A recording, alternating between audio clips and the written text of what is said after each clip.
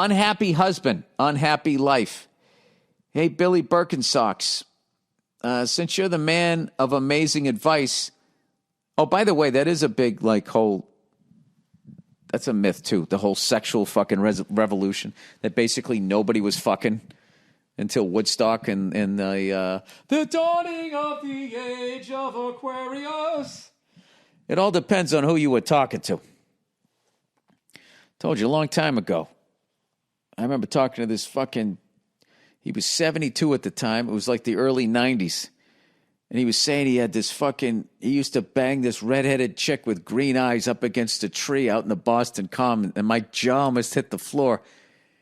And he stopped his story and he goes, let me tell you something, kid. Every generation thinks they're the first one that ever fucked. And I never forgot that. So, I think the sexual revolution was more of a sexual revolution for suburban people. But I think if you were in the city, those fucking animals been banging away. You know, people in the city, they grow up fast. They don't wait for the ice cream man. They rob him. They take his truck. You know? They push him down a flight of stairs like in that fucking Brad Pitt movie. And all of a sudden they go to a school for boys and horrible things happen to them. All right, since you're a man of amazing advice, sleepers, is that what it's called? I figure I tell you my story of how money can fuck up your marriage. All right, I was married for a year until I found out that my ex-wife was lying to me about money. Oh, she didn't light up the cards, did she? A bit of a backstory. I've known this chick for 15 years. I'm 37 and she was 42. We always had a thing for each other, but life circumstances always kept us busy. We both got busy with our careers, our other relationships, etc. It wasn't until 2019 that we said, let's give it another shot. We did. While together, I was on cloud 9. I thought I found a good woman and with someone I trusted with my life. Boy, was I wrong. Jesus Christ, you guys should start writing for those murder shows my wife watches. It was a quiet town. A little too quiet. Before we got married, I laid out my financial books and told her everything. How much I made, bills, debt, etc. I've always been good with money and never had to rely on credit cards. That I have been known... I've always been good... Let me just back up. I was just thinking of some fucking episode I watched. Before we got married, I laid out my financial books and I told her everything. How much I made, bills, debt, etc. I've always been good with money and never had to rely on credit cards. Now, did she do the same thing? That, and I've been known to live a frugal lifestyle. Her, on the other hand, no. She always had to have the Louis Vuitton, nice clothes, etc. She was making good money when we were together. But she told me after we were married that even in a dip in income, I won't change my lifestyle. What a fucking thing to say after. I figured it's her money. Let her have her fun. This was pre-pandemic, and she was making close to 6 figures. How fucking immature is that? Even in a dip in income, I won't change my lifestyle. At that point, you're not living in reality. Buddy, you married a dope. I'm sorry. When the pandemic hit, we lost both of our jobs. I picked up a few odd jobs while she found another job. She's an accountant, but she took a $30,000 pay cut. And how did she celebrate finding another job? Buying a Birkin bag? She went from making $120,000 a year as a senior accountant to $90,000 a year. While it's still good, I come to find out that's a huge chunk of her income goes to paying off credit cards that she still owes student loans. She's been an accountant for almost 20 years, and she only paid off 10% of her $85,000 in student loans.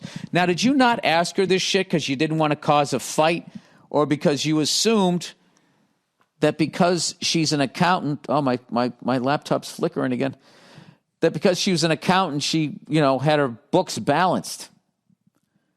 Anyways, of course, she failed to tell me this before we got married. She went further to lie more about money. It turned out she barely had 2 nickels to rub together before we got married and saw me as a way out of her bad choices. Now, you have that is in quotes as if she said that. Dude, this is this shit out here with, they keep acting like men are always the predators and women are always the prey. This is not the fucking case. All right? There's assholes on both sides of the genitalia there.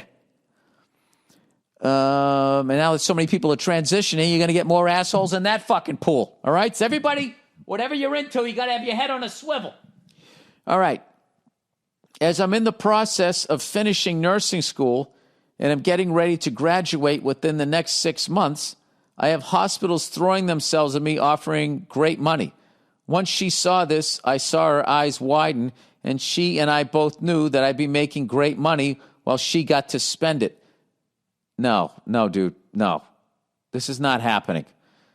You can't let this happen. By the way, I put myself through school. She never dropped a dime for me to go. This was all grants and loans. Wow. Wait a minute. I'm confused. So after you had this conversation, you then went to medical school? No. You're finishing nursing school, and I'm getting ready to graduate within the next 6 months. Okay. All of my friends and family have told me to bail. That's what I say. Even my own mom paid for the filing fees for my divorce as I was tapped financially due to me helping her with her bills and everything. Yeah, dude, she totally took advantage of you. Get out now. And there's nothing you can do about it. Okay? Because she's a woman and you're a man, and that's it. So they fucking win. Always. So just lose by 40 rather than by 100 would be my advice. I didn't make a lot, but I tried to be the good husband and have her back. Did she help me when my bank account is close to negative? No. A few weeks ago, I filed for divorce and moved out. All right, good for you. Our lease was ending, and I figured, fuck it. I moved back in with the family as she took what little we had, the couch, bed, and what little furniture we had in our small apartment. Yeah, of course she felt entitled to that. Fucking twat. As I write this, I still don't understand why she felt the need to lie to me about her finances. Because she's a piece of shit, sir. She's a lying, opportunistic piece of shit. Maybe I never will. Even though I'm rebuilding my life, I thank God every day we didn't start a family. That's good. That is all good. But I can tell you this. Now you have to accept some of the responsibility. If you want to grow from this. What the fuck are you going to do the next time you're getting ready to marry somebody? Okay? You got to vet the person. You got to find out what their finances are, where they're at. All right? You got off easy. Oh. You know something? You know what's funny about all of the way she's living her life?